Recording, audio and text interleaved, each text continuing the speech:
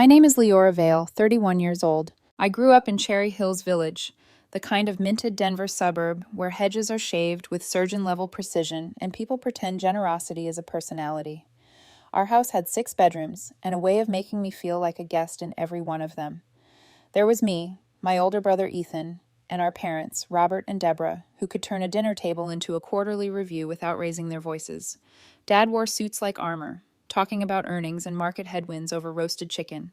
Mom had a voice trained for TV and a smile engineered for galas. If there was a centerpiece in that house, it was Ethan. The walls proved it.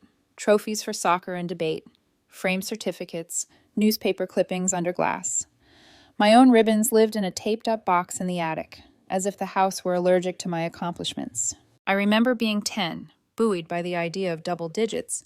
In my head, pancakes, a card, a single balloon. In the kitchen, my parents arguing over jersey colors for Ethan's tournament.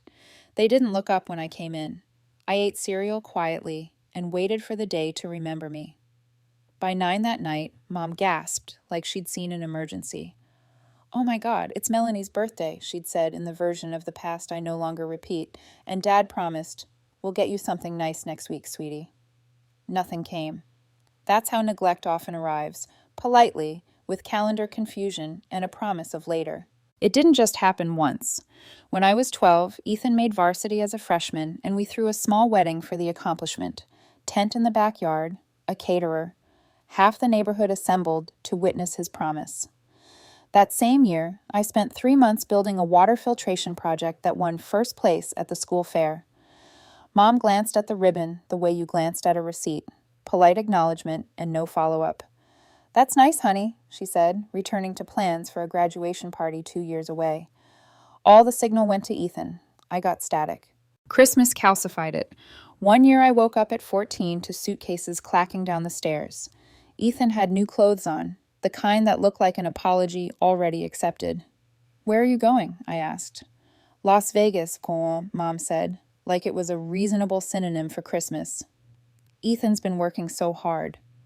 I got Grandma instead, which turned out to be a blessing. The only person who didn't say Ethan's name every other sentence. She made cookies. She listened. She saw me. But the pattern was set. Ethan's holidays came with cars and flights and big-ticket boxes. Mine came in an envelope with a snowman on it. Sometimes there'd be a note. Be grateful, work harder, don't envy your brother. There's no polite way to wrap a warning. I learned the choreography. Minimize your needs, applaud your brother, keep your voice down. When I left for CU Boulder at 18, I told myself I wouldn't look back. Still, some small, traitorous part of me missed the idea of Christmas, the one with warm lights and an extra chair. The first December away, I called Mom. "I was thinking I'd come home," I said, offering logistics like a peace treaty. Finals done by the 15th, a full week available. Long pause. "It might be better if you stayed with friends this year," she said. "Ethan's fiance's family is coming. It'll be a full house." 6 bedrooms, and no room for me. I went to Grandma's instead and avoided driving past my parents' place. Later, I saw Mom's Facebook album, our whole beloved family together for the holidays. I scanned the photos like a detective might. I wasn't there, because I never had been. I grew a life without asking permission. I took an entry-level spot at Horizon Marketing in Denver, learned to live on coffee and deadlines, and built decks until my wrists ached. 3 years later, Summit Creative Solutions recruited me, and I began to taste the satisfaction of shipping things that changed numbers on other people's dashboards. I worked on campaigns that scared me, took the projects nobody wanted, learned to pitch without begging. Promotions nudged me forward. The family group chat never noticed. It was an Ethan newswire. Promotions, wine tastings, charity events. Mom posted, Dad added praise. Ethan feigned modesty. I scrolled in silence, a ghost who paid for her own rent. Then the rebrand happened. A major sports brand wanted new blood, and I got complete creative control. 6 months of research, youth panels, risky choices that made senior people breathe funny in conference rooms. When we launched, first quarter sales jumped 37%. The CEO brought me in, said words like special and vision. 2 weeks later, a number landed in my account that took my breath. $90,000. I stared until the screen blurred and thought of calling someone. Then I remembered Dad's last message in the group chat. Why haven't you achieved anything significant? When you know the answer won't be heard, you stop offering it. The ask came, of course, only not for me. Mom, could you buy Ethan a nice watch for his promotion? Something in the $1,500 range. Have it couriered by Thanksgiving. Thanks, sweetie. No, please. No question mark. I closed the chat and poured wine. That night, on a whim that felt like oxygen, I opened a real estate app. It was late, the kind of hour when you imagine a different life. And then there it was. 3 bedrooms, 2 baths, a deck like a promise, the valley rolling out in green and silver. The photos looked staged by a magazine that believed in joy. $360,000. The down payment fit inside the number I'd earned by being the person they insisted I wasn't. I called the listing agent, Michelle, and asked for a video tour. She answered on the second ring, as if she'd been waiting for my courage. We walked the house together by phone light. The stone fireplace, the windows behaving like cinema screens, the kitchen that made the mountains feel near enough to touch.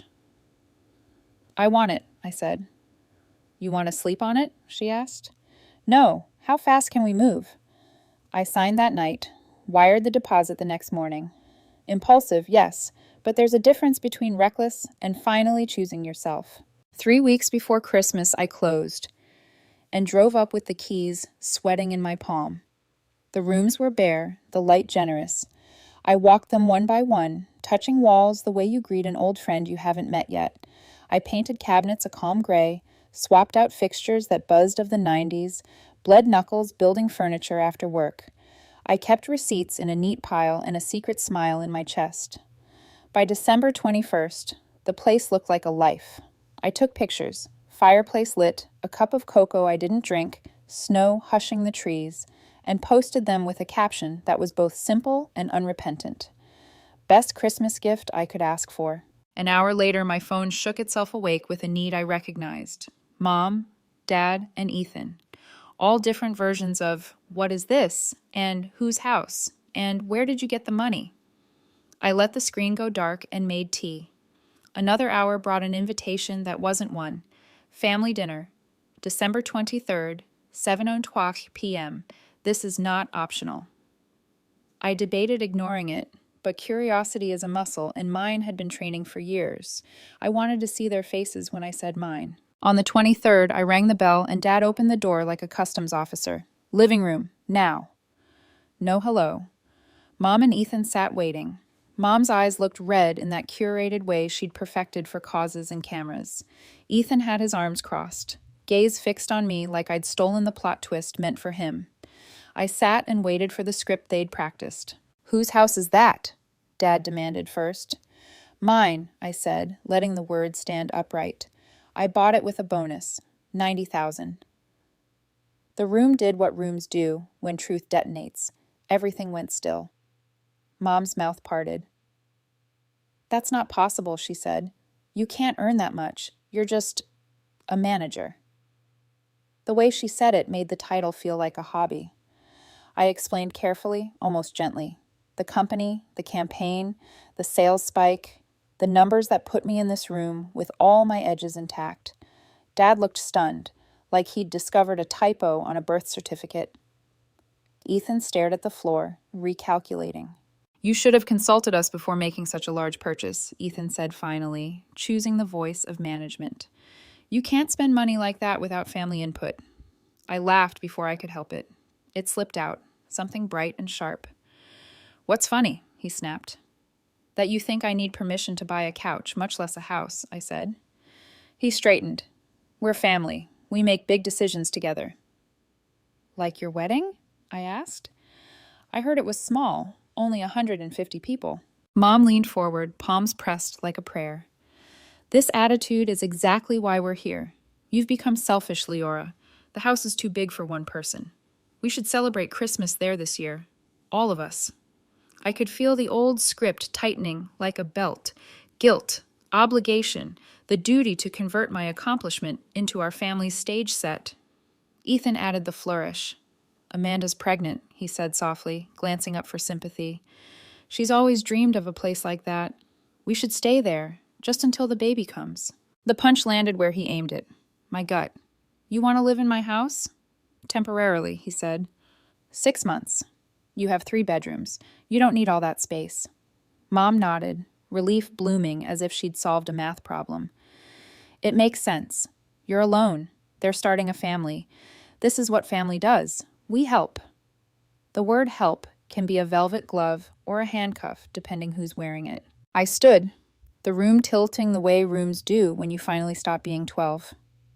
When have any of you ever helped me? I asked. Dad started with the boilerplate, raising me, sacrifices, the cost of a childhood. But that's the thing about ledgers. You can put numbers anywhere if you never let someone see the books. You gave Ethan everything, I said quietly. Trips, cars, celebrations. You gave me cards that told me not to be jealous. Mom opened and closed her mouth, searching for a nicer synonym for truth. Dad's voice went cold. If you want to restore your relationship with this family, you'll host Christmas at your new house, and you'll let your brother and his pregnant wife stay there rent-free as long as they need.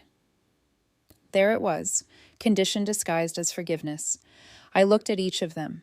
The tears that arrived on cue, the entitlement sewn into the posture, the certainty that my life was communal property, theirs to allocate. You didn't invite me to Thanksgiving, I said. You haven't invited me to Christmas in over a decade, and now you want my keys. This is about family, Mom insisted, as if repetition might make it true. I reached for my bag, surprised at how calm I felt. No, I said, it's about control. I paused at the doorway. Somewhere behind the fury, I sensed another current, something they weren't saying, a reason for the rush, the pressure. Money is one kind of emergency. Appearances are another. Sometimes they're the same. I'm not hosting you, I finished, and I'm not giving you my house. I left to a chorus of my name spoken like a reprimand that used to work. Outside, the air was sharp and honest. In my car, my phone lit up with calls I didn't answer. On the drive home, the mountains were a dark shape in the distance, steady and unsupervised. I thought of Grandma's cookies and the way she never announced love, she practiced it. I thought of the empty guest rooms waiting for people who chose me back. Somewhere between the interstate and my apartment, a realization slid in beside me, buckled its seatbelt, and refused to leave. They weren't panicking because I bought a house. They were panicking because I bought a life that didn't require them. And people who have always been the center do not forgive gravity for changing. I turned up the heat, let the dashboard glow, and planned a Christmas I wouldn't spend apologizing for existing. I drove home with their voices still echoing, each syllable wearing an old authority that no longer fit. By the time I reached my apartment, the phone was a strobe, Mom, Dad, Ethan, a round robin of insistence. I set it face down on the counter and let the calls roll to nowhere. The apartment felt smaller after the mountain house, like a coat from a different winter. I made tea I didn't drink and stared at the dark window until my reflection steadied. When I picked up the phone again, I opened the family chat, scrolled the years of announcements I was never invited to, and pressed leave. The silence that followed felt like air. The text switched to single streams, each one trying on a new costume. Reason, nostalgia, duty, then reprimand, then pleading, dressed as logic. Ethan's arrived last. You're blowing this out of proportion. Think about the baby. It should have landed like a hook. Instead, it sounded like a line he'd been handed. I typed 3 words, please stop contacting, and deleted them. Any sentence invited reply. I blocked each number one by one, my thumb a metronome. I didn't sleep much, but the next morning, I woke with a plan shaped like courage. If Christmas had always been a stage I was never allowed to step onto, I would build a new one and choose the cast myself. I texted the people who had shown up for me without being asked. Work friends who'd stayed late on bad deadlines, a neighbor who watered my plants when I traveled, my 2 cousins on Mom's side who had whispered, "We see you," for years at family reunions. Christmas at my place in the mountains, I wrote, cooking, games, fireplaces, 0 judgment. Within an hour, 15 yeses pinged my screen like carols. Someone offered to handle desserts. Someone else volunteered to bring board games and a playlist that refused to be tragic. I sent the address and a photo of the view. My chest loosened. In the days that followed, I moved through work with a private hum in my veins. I bought ingredients in ridiculous quantities, picked up extra blankets, and hung strings of lights along the deck so the trees would glow like they'd learned to celebrate. I drove up early on Christmas Eve, unloaded the SUV with the trunk biting the cold, and opened each guest room like a promise I could keep. The house warmed in increments, the fireplace taking, the oven making a case for cinnamon, the living room brightening with things that had never been given to me, but were now mine to give. People arrived with laughter they didn't feel the need to mute. They stomped snow from their boots and hugged me in the doorway without checking whether affection was allowed. In the kitchen, knives found cutting boards, voices found harmony, and someone started a pot of mulled wine that made the whole place smell like safety. We ate until the table approved, argued in friendly tones about which movie qualified as a Christmas classic, and fell into a game so competitive that 3 grown adults could not stop accusing each other of invented crimes. I caught myself smiling at nothing. The deck light turned the snow to glitter. I didn't need a caption. At some point near midnight, while the room pulsed with easy noise, my phone buzzed with a notification I'd forgotten to turn off. A comment from Mom under the house photos I'd posted days earlier. Nice to see you haven't forgotten your real family. So proud of your career that you've abandoned the people who raised you. The room did a quick tilt in my periphery, an old vertigo. I stood very still. Then I did the simplest faithful thing I could do. Nothing. I put the phone face down again, turned back to the conversation I was in, and asked my cousin Lila to tell the story about the disastrous camping trip where a raccoon had outsmarted 3 adults. Everyone laughed in the right places. The laugh felt earned. Christmas morning came in on soft feet, a slow snowfall, coffee. Someone put on a playlist that threaded instrumentals through the house like light ribbon. We opened small, thoughtful gifts, homemade jam, socks that would actually keep toes, a scarf that made me look like someone who had been remembered. I stepped onto the deck alone for a minute, pulled my coat tight, and watched my breath make brief, honest clouds. There are moments that alter the architecture of a person. Sometimes they're loud. Sometimes they're a quiet yes you finally grant yourself. 2 days later, I drove to Grandma's with a thermos of cocoa and a plan. She already had her coat on when I arrived, as if she'd received a memo from the part of me that still asked permission.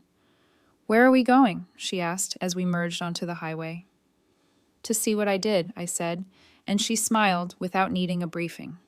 The road unrolled in a long exhale. We didn't fill it with small talk. She let me decide what mattered. At the house, she moved slowly through each room, not like an inspector, but like a person touching proof. She trailed her fingertips along the back of the sofa, stood at the window long enough to make the trees bow, and finally sat on the couch, patting the seat next to her. Close up, I could see the years in her hands, a map I trusted. "Your parents called me," she said, not as a landmine, but as a fact you set on the table. "They wanted me to talk sense into you." I braced without meaning to. She noticed. "I told them they should leave you alone," she said. "I told them they ignored you for 30 years, and I'm old enough now to refuse to witness it any longer." I didn't mean to, but I started crying, the kind without sound at first, then with it. She put her arm around me, and we sat like that for a while, the fireplace doing its small, loud work. "I'm proud of you," she said finally, and there was no social media gloss on the words. They did not require a photograph to prove they occurred. "You built something without asking anyone where to put the nails," she tilted her head. "But promise me one thing. Don't let your heart harden into something you can't grow from. Boundaries are fences, not walls. They keep the goats out and the garden safe. You still need a gate you control." I breathed, and the advice slotted into a place that had been waiting. "I can do that," I said. "Good," she replied. "Also, you need potholders that aren't decorative. Those are a fire hazard." We both laughed, and something in my chest released its grip. We spent New Year's Eve together, the TV quietly counting down someone else's city. We cooked a simple dinner, roasted chicken, potatoes that wanted nothing but salt, green beans that earned their place, and ate on the couch with our plates balanced on knees like conspirators. When midnight arrived, we clinked mugs instead of champagne. "To what is ours?" she said. "To what is ours?" I echoed, and I meant the house, the peace, the right sizing of my own life. After I tucked her into the guest room, I stood in the doorway for a second and memorized the picture: an old woman who had refused to participate in my erasure, sleeping safely in a place I had made. Back in the living room, I checked my phone out of habit and found a string of notifications from accounts I didn't follow, friends of friends, acquaintances from high school, responding to the house photos. Most were kind. A few were sharp in a way that sounded like my mother's voice thrown by a ventriloquist. "Must be nice to have rich parents," one sneered. I didn't reply to those either. People prefer the story where you didn't bleed for what you built. On New Year's morning, Grandma and I took our coffee onto the deck and watched the world keep happening without asking for our input. She told me a story I hadn't heard: how, when Mom was young, she had saved for months to buy a dress for a formal, and then returned it to help her own mother cover a bill when the oven died. "Your mother learned early that sacrifice makes a good story," Grandma said gently.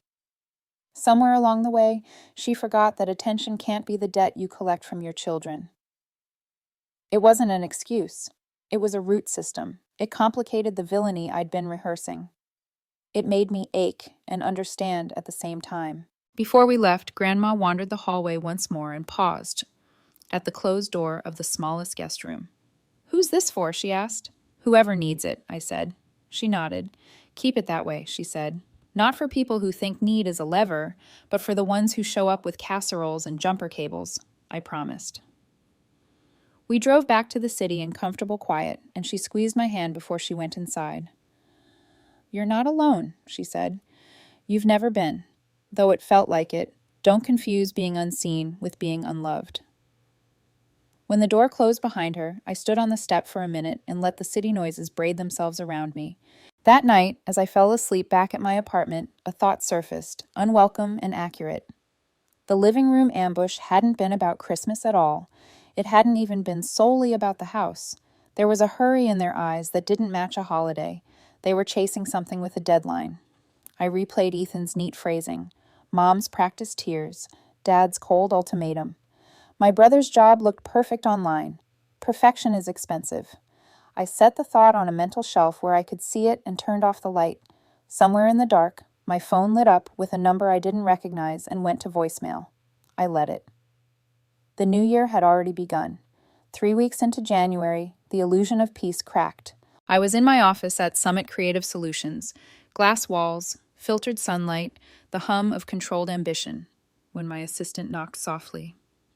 "Your parents are here," she whispered, her tone apologetic, as though announcing a small accident that could still be contained. For a second, I thought she was joking.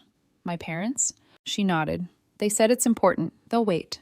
I stared at my computer screen, where the latest campaign metrics blinked like neutral witnesses. Every instinct screamed to call security, but I could already imagine the gossip, the manager whose parents were escorted out of corporate headquarters. No, they'd love that headline. They'd twist it into martyrdom. We only wanted to talk. I took a slow breath. Tell them I'll meet them across the street. 10 minutes. The walk to the cafe felt longer than it was. Denver air, crisp enough to hurt. I used the time to armor myself in logic.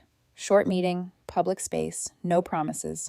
They were waiting by the window, of course, Mom with her practiced poise, Dad with his newspaper folded into equal rectangles. They looked like they were staging a photo of reconciliation. I sat without ordering. Dad started first. "This has gone on long enough. We all overreacted. It's time to move past it." Move past it. The phrase landed like a cough. Move past what exactly? I asked. Mom offered the smile that used to convince donors to open checkbooks. "Family fights happen, honey. We're ready to forgive and forget." "Forgive me for what?" Her smile tightened. "For shutting us out. For saying those cruel things." I leaned back. "You mean for saying true things?" Dad's voice lowered into his managerial register. "We're not here to argue. We're here because your brother and Amanda are in a difficult position. You have a house sitting empty." "There it is," I said quietly. He blinked. "There what is?" "The real reason you're here. You came to my workplace to ask me to let them move in." Mom hurried to soften the edges. "Not move in, darling. Just stay for a while. Until the baby arrives, maybe a few months after. You barely use the house anyway. I laughed once, small, tired. You came to my office, uninvited, to pitch me on turning my home into Ethan's maternity suite. Watch your tone, Dad snapped, too fast. Something in me clicked. The same snap that had controlled the air in every childhood argument no longer worked. No, I said. I won't watch my tone. You don't get to moderate my sentences anymore. A few heads turned at nearby tables. Mom flushed. You're making a scene. I looked her in the eye. You've been making scenes my whole life. You just called them family gatherings. For a heartbeat, none of us moved. Then Dad cleared his throat. He's saving for the baby. Medical expenses, nursery furniture, things add up. You could help. You. The way you helped me? Don't be dramatic. I'm being specific. He exhaled sharply. We're trying to mend this relationship, and you're throwing it back in our faces. Mending, I repeated. That's what you call this. Mom reached across the table, but I shifted my hands into my lap. Leora, please. This isn't about money. It's about family staying connected. I met her eyes. If it wasn't about money, you wouldn't be here. Dad pushed his chair back slightly, the gesture rehearsed. If you walk away from this, you're walking away from us. The words didn't land like a threat. They landed like déjà vu. You walked away first, I said. I just stopped following. I stood. If you contact me again, at work, at home, anywhere, I'll file for a restraining order. Mom gasped. You wouldn't. I would, and I will. I left before either of them could speak.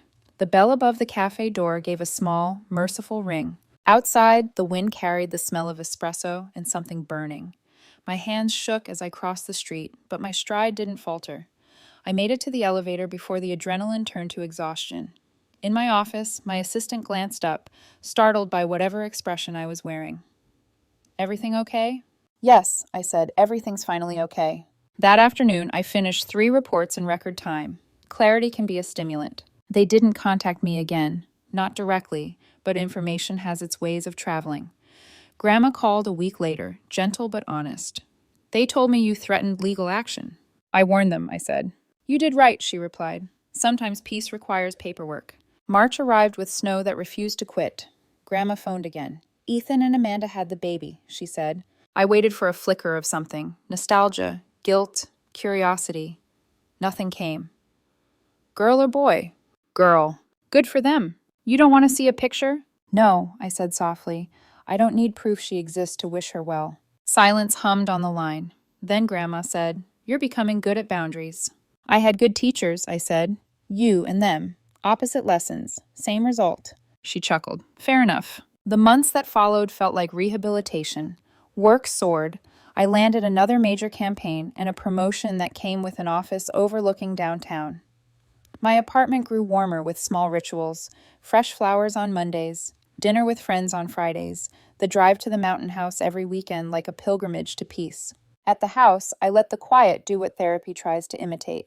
I'd arrive Friday night, light the fireplace, open the windows even in the cold.